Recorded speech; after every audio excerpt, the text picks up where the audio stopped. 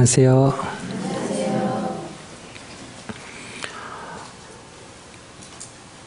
오늘은 기사곶담이 여자 신자의 얘기를 해드리겠습니다.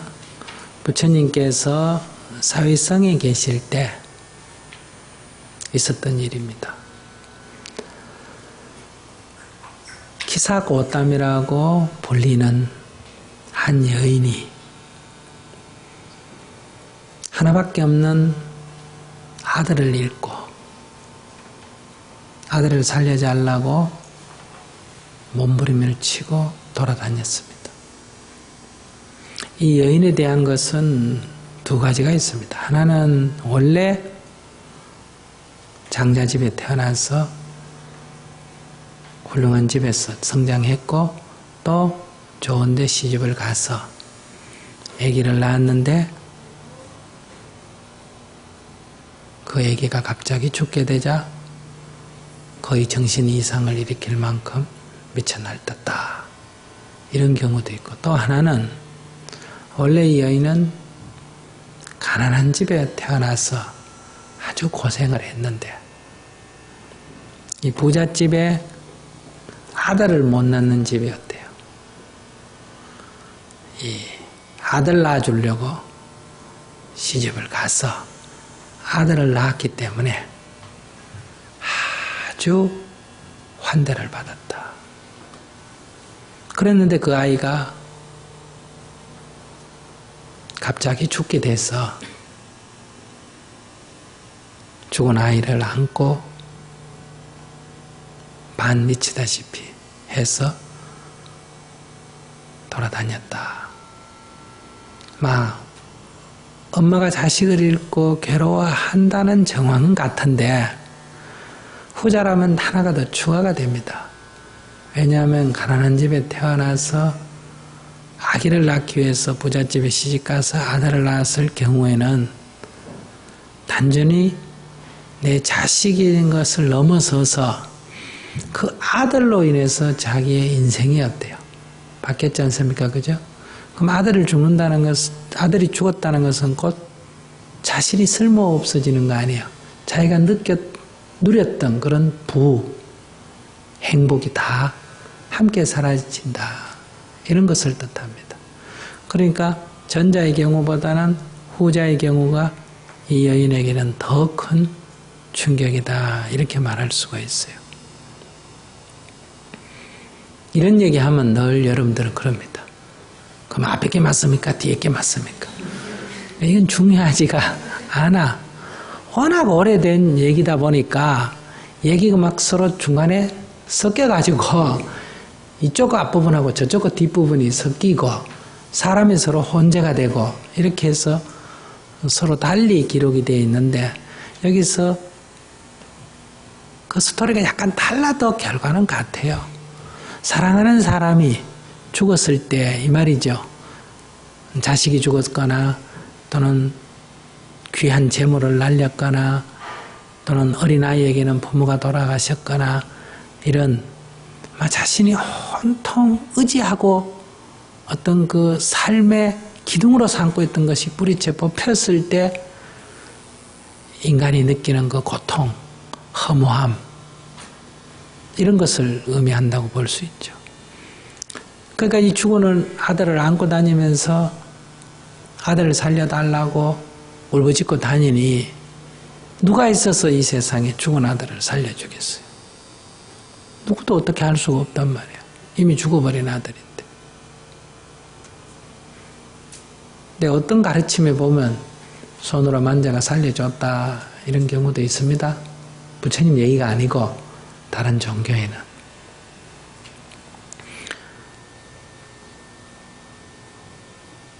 부모의 그런 현실적 요구에서야 죽은 자식 살려주는 것보다 더한 고마움이 어디 있겠어요. 그죠? 이 죽은 자식을 살려달라는 게 우리가 말하는 기복이죠. 기복이라는 게 다 나쁘다는 뜻은 아닙니다. 어쩐 자기의 바람과 욕망을 이루게 해달라는 거예요. 근데 누구도 그걸 못 해주니까 누군가 하도 안타까워가지고 저기 원정사에 부처님이 계시니까 부처님께 한번 가보라고.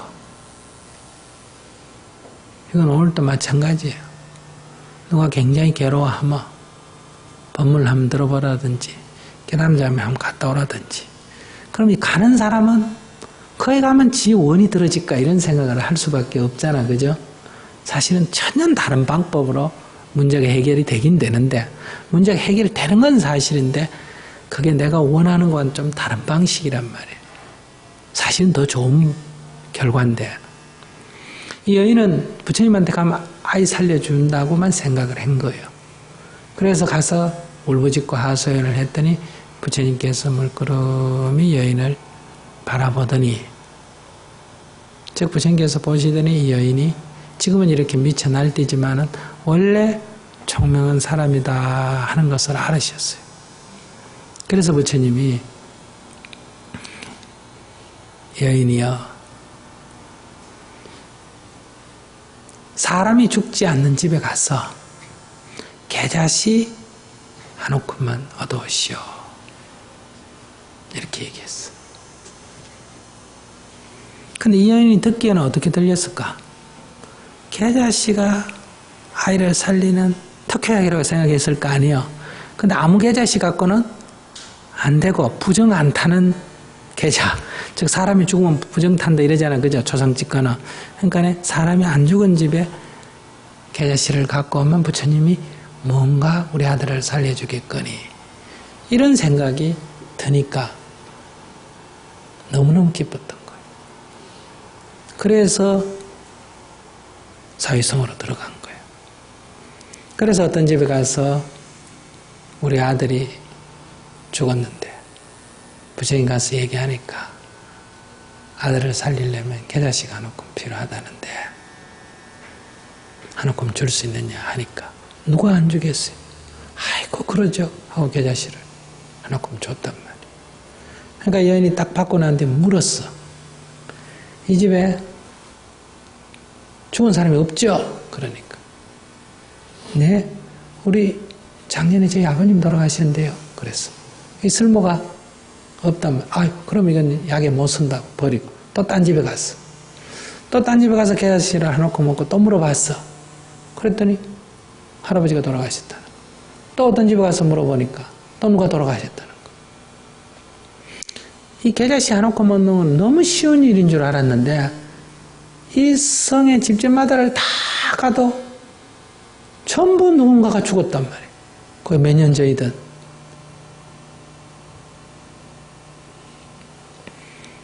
그래서 지친 다리를 끌고 맨 마지막까지 희망을 가지고 마지막 집에 갔는데 그 집에서도 마찬가지. 그때 물었단 말이에요. 이 집에는 누가 죽은 사람이 없겠죠? 그러니까 그 사람이 말하기를 에이 여보소, 사람이 안 죽은 집이 어디 있어? 그때 이 여인은 크게 깨달은 거예요.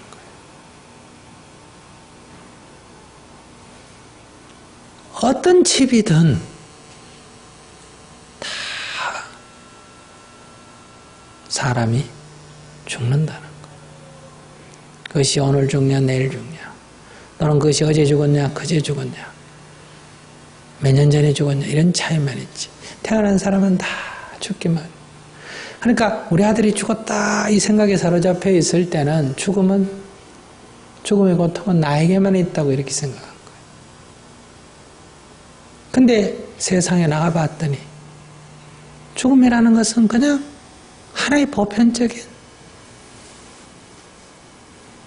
존재의 모습이에요. 삶의 한 모습이다 이 말이에요. 그때 이 여인의 마음속에 내 아이 하고 움켜쥐고 있던 그 집착이었대. 노연한 거예요. 이 집착이 노연하니까 사물이 눈에 보이죠.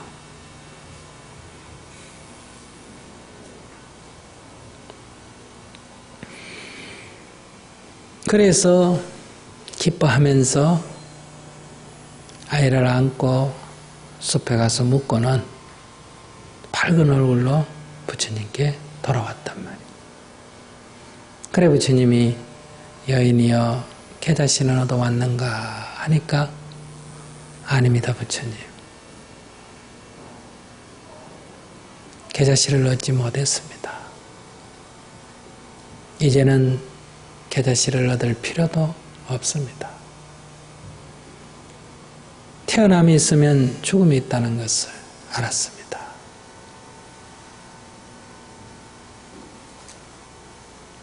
남도 없고 죽음도 없는 그 길을 발견했습니다.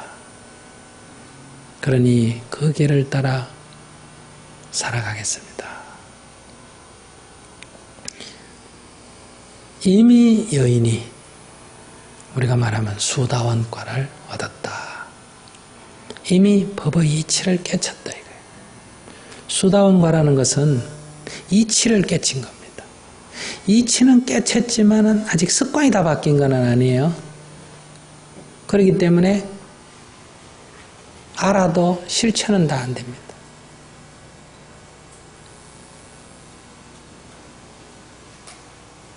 그러나 물러서지는 않는다. 그래서 우리가 이것을 성인의 위에 들었다.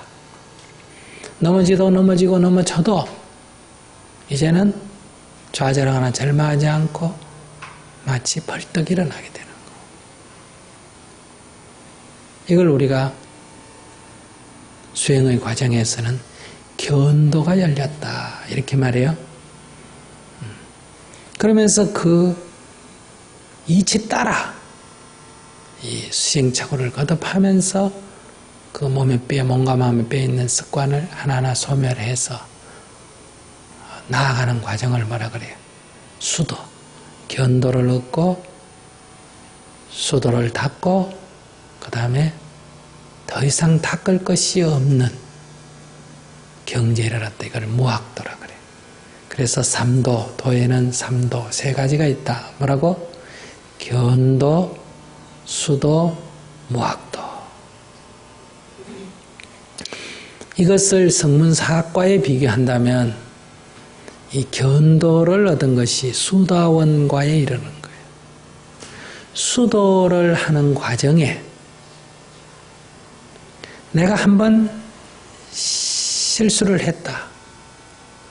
그랬을 때 다시 또 한 번의 실수만 더하면 그 다음부터는 다시는 실수하지 않는다.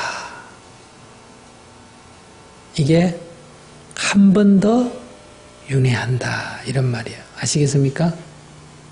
그게 뭐다? 사다함.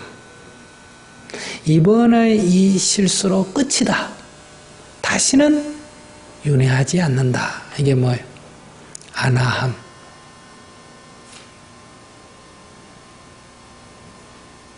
불례.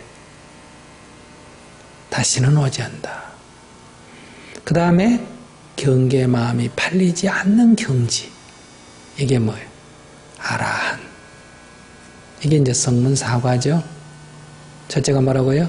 수다원, 예류 또는 임류, 성인의 위에 들었다. 그 다음에 두 번째가 사다함, 일왕래, 한 번 더 윤회한다. 그 다음에 안하함, 불례, 다시는 오지 않는다. 그 다음에 아라한, 모든 번뇌가 다했다. 그러니까 적어도 부처님 당시에는 부처님의 법문을 듣고 어디에 도달은 했다? 수다원가에는 이르렀습니다. 수다원가에 이르러서 견도를 정득하고부터 정진을 해서 수도를 거쳐서 무학도에 이른다. 아라한과를 정득해서 거기에 이제 마지막 기회에 이르는 거예요. 그러니 이 수다원과 이상 견도를 얻은 이후부터가 불법성 할 때 성이 됩니다. 원칙은. 그것이 중생의 귀처가 될 만하다 이런 얘기. 부처님의 법을 듣고 나도 깨달았다 할 때 그 말이야. 아시겠어요? 그 내도 깨쳐야 바로 법의 가피를 입는 거 아니에요. 내가 깨닫지 못한다면 그건 가피가 아니잖아요.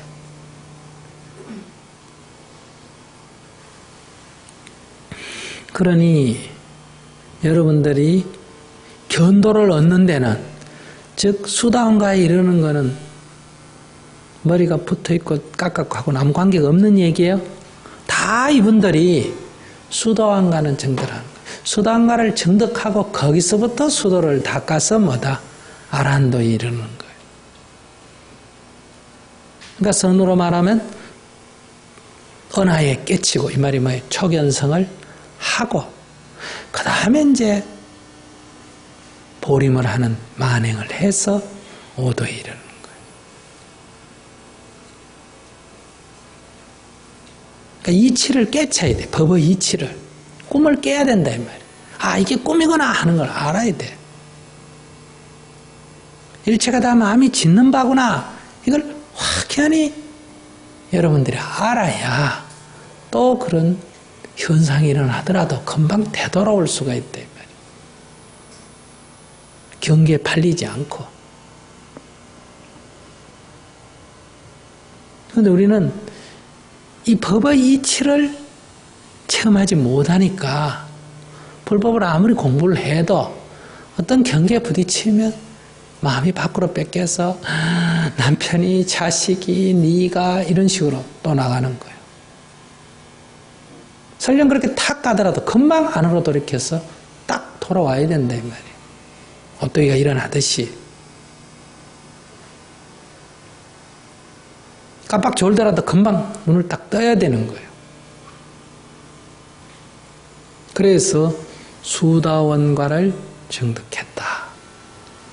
이건 수행의 가장 기본입니다. 수다원과에 이르러야 다음부터 엄격한 의미에서 수행이라고 말할 수 있어. 견도를 얻어야 공부라고 말할 수 있지, 견도를 얻기 전에는 무지입니다. 헤매는 중이다 이 말이에요. 헤매는 거는 세월이 흘러도 발전이 없어. 눈이 열리고부터 그 다음부터 이제 연습이 나아가는 거란 말이에요. 왜냐하면 이게 되고 안 되고가 검증이 돼야 공부가 진척이 있을 거 아니에요. 지금 견도가 열리지 않으면 이게 공부가 되는 건지 안 되는 건지도 자기가 모르잖아. 자기 공부를 자기가 점검 못하고 스님한테 와서 묻잖아. 스님, 저 공부 좀 됐습니까? 이래. 안 됐다? 이러지. 왜? 그것도 모르는 게 무슨 공부가 됐냐. 이게 견도가 열리지 않아서 그렇다. 그럼 여러분들이 세속에 살면서 그러더라도 이 생의 목표를 최소 어디까지는 둬야 된다. 수다원가를 정득하는 데까지는 둬야 됩니다. 그래야 윤회거에서 벗어나는 방향이라도 틀어놓고 죽더라도 죽어야 돼요. 안 그러면 그 자리에서 또 시작하니까. 그러니까 수행자는 아랑과를 정득하는 게 목표지만은 최소는 수다원가는 정득해야 한다. 안 넘어지면 좋지만은 넘어지더라도 벌떡 일어날 수 있는 그런 수준까지는 내가 공부가 돼야 된다. 그렇게 공부를 하지 않고 불법이 어쩌고 저쩌고 하는 거는 도무지 불법을 모르는 소리다. 이렇게 말할 수가 있습니다. 그러니 부처님 당시에 다 법의 이치를 깨쳤다 하니까 공부를 마쳤다는 얘기가 아닙니다. 아시겠어요?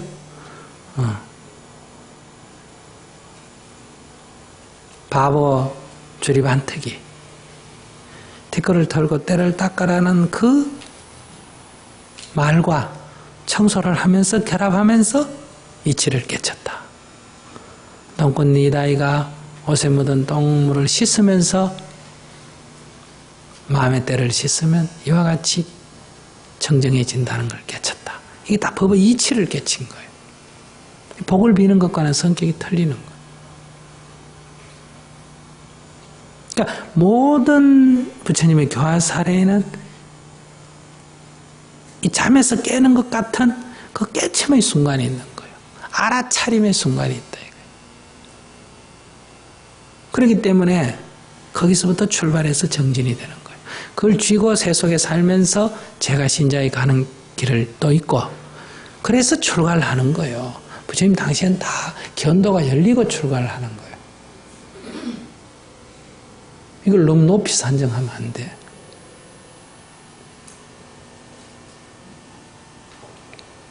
그러니까 몸이 세속에 있느냐, 이 출세관에 있느냐의 차이뿐이지 우리가 공부하는 이 방향은 같습니다.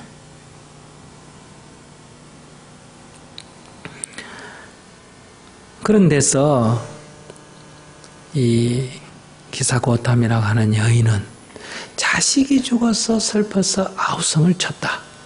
자식 살려달라고 부처님한테 갔지 깨치러 부처님한테 간 건 아니에요.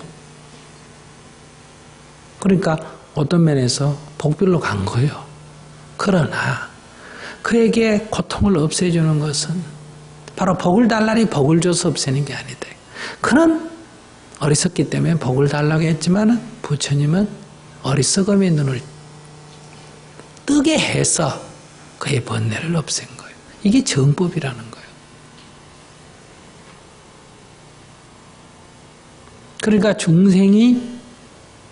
중생은 알지 못하기 때문에 어리석기 때문에 그렇게밖에 접근이 될 수가 없다는 거예요. 처음부터 올 때 내가 누굽니까? 이렇게 와야 어이구 저는 구도자구나. 아이고 부처님 남편이 죽어서 죽겠습니다. 이렇게 쳐다보면 아이고 저거는 세속적인 욕망이구나. 이런 게 아니라 이 말이에요. 괴로움에는 똑같아. 괴로움에는 질이 높고 낮음이 없어.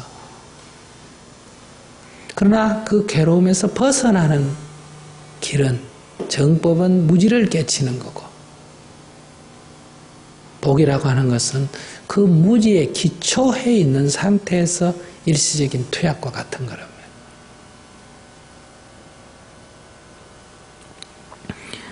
이런 데서 우리는 이 여인은 자식을 잃고 슬피 울고 괴로워 몸부림쳤지만은 부처님은 그녀를 불쌍히 여기시고 그러나 지혜의 눈을 뜨게 해서 다시는 괴로움이 없는 재행이 무상함을 깨치도록 해서 해탈케 했다 이 말이에요. 그 길을 가도록 했다. 그래서 그녀는 출가를 해서 정진을 했고 마침내 아라한과를 정득했다.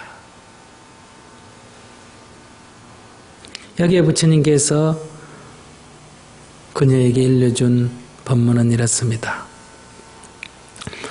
죽음을 초월하는 길을 모르고 100년을 사는 것보다는 단 하루라도 죽음을 초월하는 진리의 길을 알고 사는 것이 훨씬 낫다.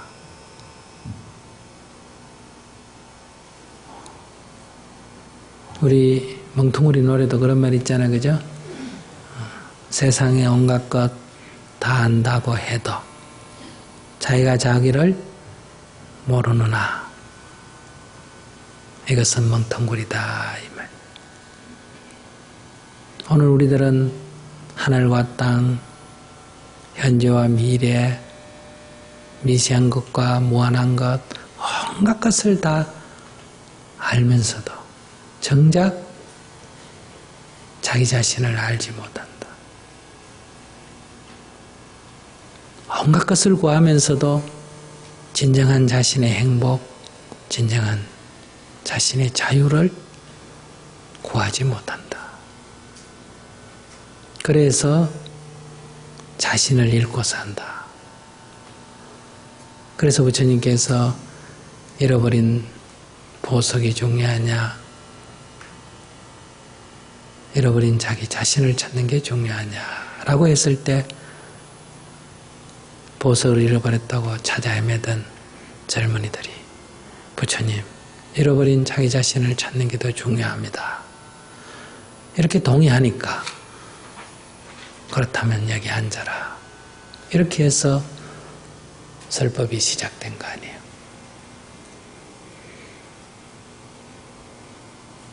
오늘 우리들은 이 기사고타미처럼 온갖 것으로 괴로워하며 몸부림칩니다. 그러나 생겨난 것은 사라지게 마련입니다. 저 바다에 바라볼 때 수없이 파도가 생기고 사라지듯이, 그러나 바다 전체를 보면 생기고 사라지는 것 같지만은 사실은 생김도 아니고 사라짐도 아니고 다만 물결이 출렁일 뿐입니다. 이 도리를 알 때 우리가 반야신경에서 그것은 생도 아니요 그것은 사도 아니다, 이 말이 뭐예요?